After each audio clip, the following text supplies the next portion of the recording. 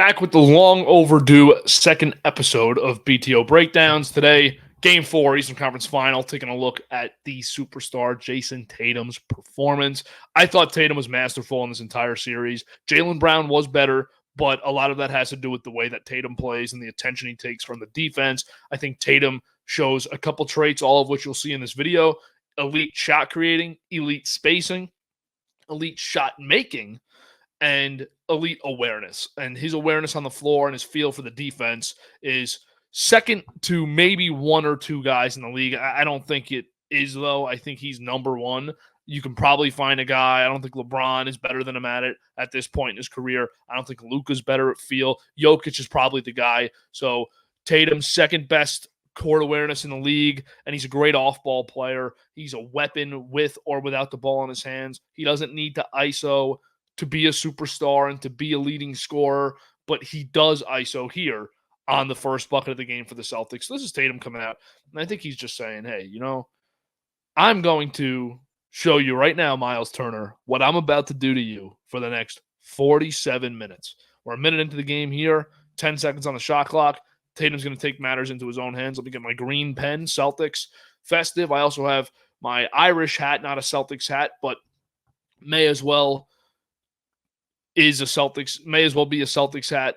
But I thought it was festive. Not a Celtics fan, of course, but I'm enjoying watching this team play, and I'm excited to watch them come Thursday, kicking off the finals. All right, so here's Tatum. Miles Turner's on him. We slow it down to 0.5 speed. Tatum's going to reset it, and right here, he's got a lot of space with Turner, and he's a great shot creator, so he can go so many different ways. He's going to approach. Every dribble has a purpose.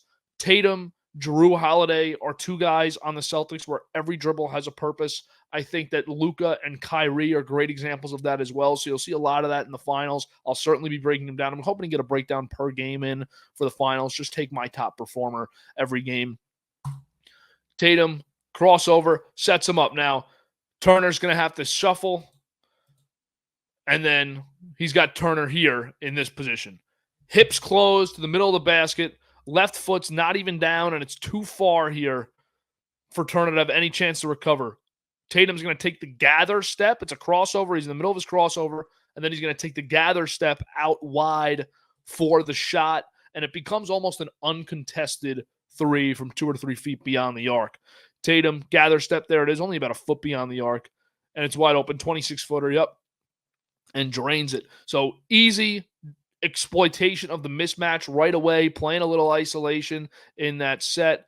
Don't want this to run yet, but we'll let it go anyways. But I think that first possession is just one of many that you'll see here of him absolutely torching Miles Turner and creating mismatches against an Indiana team where, quite honestly, all of the 10 guys they play in their rotation are mismatches for Jayson Tatum. They don't have a player, maybe Aaron Nesmith, who you'll see here, but they don't really have a player that can go toe-to-toe with Tatum, and there were very few in the entire conference. And, of course, there's very few in the entire league that can actually go toe-to-toe, but you certainly won't find one on the Pacers that matches up well with Tatum. So Brown moves the ball here to Horford, and Horford, with 10 on the shot clock, is going to give Tatum his first touch of the possession. And Tatum gets it here, squares up to Nesmith, but Tatum knows exactly what he's doing. Look at the position here, and it's all going to happen really fast, where Tatum is going to rip through to the baseline. Right here, you'll see him take a hesitation, stutter step, and then book it right back. And then the layup's a thing of beauty, so we'll go see that. There's the hezi, gets past Nesmith. So now Tatum has the leverage. He has the baseline, uses the arm to kind of gain his positioning right there at the block. McConnell's going to come over. Tatum's got the ball in his right hand. And look at the way he finishes here. Goes up. McConnell stepping to him. He sees that. Nesmith does not pose enough of a threat. He's going to get up and jump here, but he's already not in the air. Tatum can feel that, and he doesn't pose enough of a threat here to make an actual block because of the leverage Tatum acquired when he went baseline with that hesitation move. He's going to switch the left hand to finish that. That is a very difficult thing to do. I'm going to play it. I'm going to play this whole sequence full speed, just so you can see how quickly Tatum does this. And that was a little choppy, so we'll go back to the 0.5. I don't think the computer wants to work with me. But Tatum drives in, goes up right, has to switch because of the help, and also because of his angle under the basket. Does just that, switches to the left, gets it up. Very difficult shot against a defender like Aaron Nesmith with help coming over from the other side. That is a very underrated layup. Now Tatum's going to get into the screen game. We'll see a couple screen clips here in this video. Derek White brings it up. That's also another element of Tatum's game I love. As a superstar who's not a center, he doesn't have to bring the ball up, and you don't see that in the league. You see 1 through 5 bring the ball up. I mean, Nikola Jokic brings the ball up. Joel Embiid sometimes brings the ball up when Tyrese Maxey's not on the floor. So to see this from a guy who very well could bring the ball up every possession and isn't a point guard is refreshing because he likes to set up his game off ball. So Tatum's going to come up, set the screen. You got Obi Toppin and TJ McConnell. Toppin's the better matchup of the two with Tatum. You want to get McConnell there. And this is a poorly communicated screen because Toppin really should stay underneath Tatum and shift this way with White if he has to along the arc. White's not going to pull. This is how you would guard like Damian Lillard if he was getting hot, or Curry if he was getting hot. If he was to come around here and just pop a shot right off the pick. Derek White's not doing that. So poorly communicated screen. I didn't like it from Obi Toppin. I thought it was bad screen IQ. And then Tatum's going to bounce off, and he's got a high post game right now with McConnell. That's already 2 points. Once you have this positioning, it's 2 points. But he gets McConnell. McConnell plays it poorly because McConnell knows he has no chance on the back of Tatum. So he has to try and close the passing lane. Doesn't get there quick enough. Derek White gets it off timely and in a perfect spot where Tatum's jumping with momentum. He's leading him. High pass, throwing him open there. And McConnell's got to try to reach in here. So now McConnell's out of the play because he's not going to recover. He's going to end up falling off. You get a 2-on-1 game here now with Tatum, Horford, and Jackson. Tatum's got two options. Right away, pull-up jumper right out of this, but he's already made up his mind. If Jackson steps towards him, he's going to Horford. And he does it with a nice lob. Gets it up there. Big Al can't really throw it down like that anymore. But good job grabbing 2 points. Nice assist for Tatum. Now he's going to get the ball from Horford here. Tatum's at the top of the key. Then he gets a screen here to get Toppin off of him and switch his matchup to McDermott. Another matchup nightmare for Indiana. Double teams coming. Good screen from Hauser. Hauser pops. Not an immediate threat, so Toppin doesn't get over too quick. But now Tatum is alone. He knows it here. He's alone with McDermott. Obi Toppin's going to retreat. It's McDermott and Tatum, and look at the help defenders. Jackson, not a great help defender. McConnell, this is a disaster help defense. And look at the 5 on the court. Best defender is Jackson. Siakam can't hang with Tatum at all. So Indiana's in trouble. They obviously don't pride themselves on being a defensive team, so I'm not stating the obvious. Tatum gets McDermott on his heels, and now he's going to go back post up. He actually could have just burned him to the basket, but it almost feels like he's just toyed with him. Maybe to avoid the help defense, you clear out the paint a little bit. Half spin right there. I'm sorry for cutting it off. He's going to go half spin, gets McDermott to overplay it, and then the drive to the left. McDermott actually complains for a foul. I don't understand. I mean, don't these guys know the game's on video and we can see the play? McDermott gets cooked. Then we go to the next possession for Tatum here. He's got Miles Turner on him again. Example number 2 of Miles Turner getting absolutely cooked by Jayson Tatum. Tatum going to be a little more aggressive with him this time. He's going to go left hand, switch to the right, inside out, and he's not going to retreat for the shot.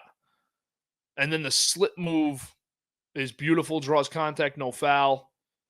But the slip move there is impressive. Against a big like Turner, it's the move that you have to make. You got to try to get him off his feet a little. Tatum does just that.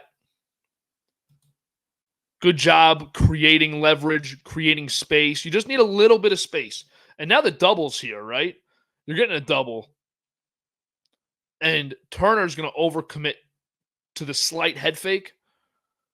And then Tatum takes it in left hand. Good scoop layup. from about 5 feet, 6 feet. And we go to the next possession here for Boston in the second quarter, 7.5 minutes to go. And this is all happening in the first 15 minutes of the game so far. So Tatum really took control of this game early, kept the Celtics in it early, along with a great performance from Jaylen Brown, who was tough to pick between the two players, but I think Tatum's just a much better all-around player on the floor to do these breakdowns for. So now he's got Ben Shepherd on him. Mismatch again. Every possession is a mismatch in this series, man. It's exciting. You look at it, and you're like, oh my God, Ben Shepherd's on him. What's Tatum going to do here? Nesmith in help. Turner in help. That's a problem.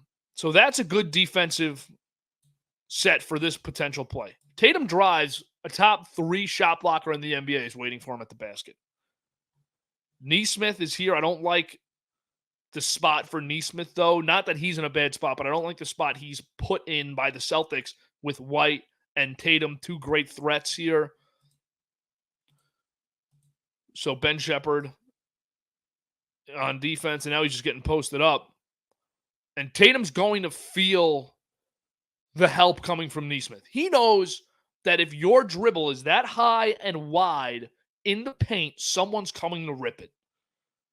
So he doesn't even put it back down on the floor. He carries it, and it's not a carry, but he carries it through to a layup where he goes over Shepherd, one that also Shepherd is not expecting. Draws contact, gets the end one, a lethal shot-creating move to get a three-point play there. Tatum gets the post up here, set a screen for White. Now he's going to post up on McDermott. This possession, they are cooked. Or I'm sorry, that's on Shepherd. No, they're not cooked. Their 3 help defenders came. Good job by Indiana getting the help defenders. But Tatum, this ball's going right back to White. It's a great pass. Gets it right back to White, gives him all the floor in the world. He's going to get an easy layup, nice pump fake from White as well. But it creates havoc because they come down the floor saying, hey, we're going to triple him. He gets the ball at that high post. We're going to triple him. They see the help from Shepherd, Nesmith, and Nembhard both come over. I like the play because most NBA players, most basketball players in the world are going to come down with this ball. They're not going to throw it right back to White. And Tatum essentially just a tip back, but he does catch it and throw it. But it's essentially just a tip because it happens like that. Gets it back to White and creates a leverage one-on-one matchup for Derek White. That's a great pass from Tatum, and it's a good job of being aware of the fact that nothing positive is going to come from you putting that ball on the ground. Because once you're the same height as everyone else on the floor, they are all over you, smothering you for that ball, and you're probably going to turn it over, and you're definitely not scoring. Now we're in late in the second quarter. Horford's going to set a screen, little screen and roll game for Tatum and Horford. Horford does a great job also of this could have been an offensive foul, but this happens every pick anyways. Horford does a great job of knowing whether to roll or pop in regards to where the ball handler takes it. That's a high IQ screener, is very valuable, and Horford is one, and it's one of the reasons he's still around playing a prominent role on contenders every year. But Tatum, Miles Turner, Exhibit 3 of Miles Turner getting absolutely destroyed off the dribble by Tatum. Good screen, gets Nesmith off of him. And look at the in and out here. It looks like a crossover. It looks like he's going to go middle. Swings it back. And the separation, this is like a wide receiver in football, the way that his feet move against big men. He just cooks them, blows right by, good inside-out move, and goes right through the reach-in to make sure that ball's off the floor, goes right through the reach-in of Siakam, and leaves no doubt about his ability to get 2 points there. So now we move to one of the final possessions of the game for Tatum. And I thought this was the best sequence that we're going to show today. I saved best for last, right? Tatum's going to lose his dribble here. He's going to make a nice move trying to get past Turner. This time Turner kind of holds up, and McConnell's going to come for help. Tatum loses the dribble, gets it again, and it's a quick one dribble throw down low. No hesitation. Easy layup, Drew Holiday. When that double team's coming, there have to be sirens in your mind saying someone's open. The double team is coming. I'm at the top of the arc. When you're at the top of the arc, you can make any pass on the floor. Someone's wide open. And Holiday does a good job of cutting to the basket, because the worst thing a player can do is stay up there when their man goes for the double. He sees McConnell starting to step. McConnell's starting to step this way. Holiday's already busting it to the basket. And now the double's there. Tatum's ready.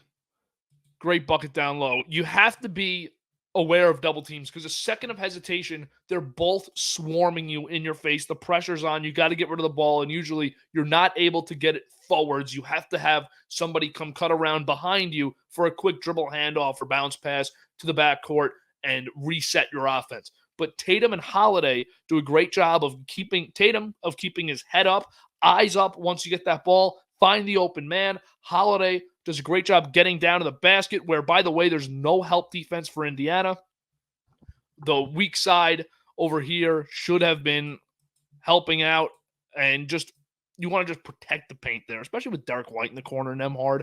You should be coming in to protect the paint. But Tatum, it was a masterful game of simplicity. He plays it so often. He's not going to give you his 30-point game, and Anthony Edwards' 30-point games don't look the same. Edwards is flashy. He's exciting. He's passionate. But Tatum's simple, fundamental. He's got great instincts. He's a very underrated defender all over the court. I'm excited to watch him this week in the NBA Finals, and I'm curious to see if he can find a way to be the best player on the court. I don't think so, because I think the Celtics play such a team game and they have so much talent and depth. I don't think Tatum will push to try and be the best player on the floor. It's not his mindset either. He doesn't seem to have that kind of ego. But Luka and Kyrie are 90% of the Mavericks' offensive system. So they will have to continue to be the best players on the floor. But I'm curious to see how far Tatum can close the gap in this series against those two. Kyrie also, a former teammate who I think Tatum's probably not thrilled with as far as the way that things went in Boston when Tatum was a younger player trying to win a championship. That's it for BTO Breakdown number 2. More will be coming throughout NBA Finals week and throughout the entire summer, not just limited to basketball, but that's what the first 2 episodes have been. Thank you for watching. Make sure to subscribe. I'll see you in the next one.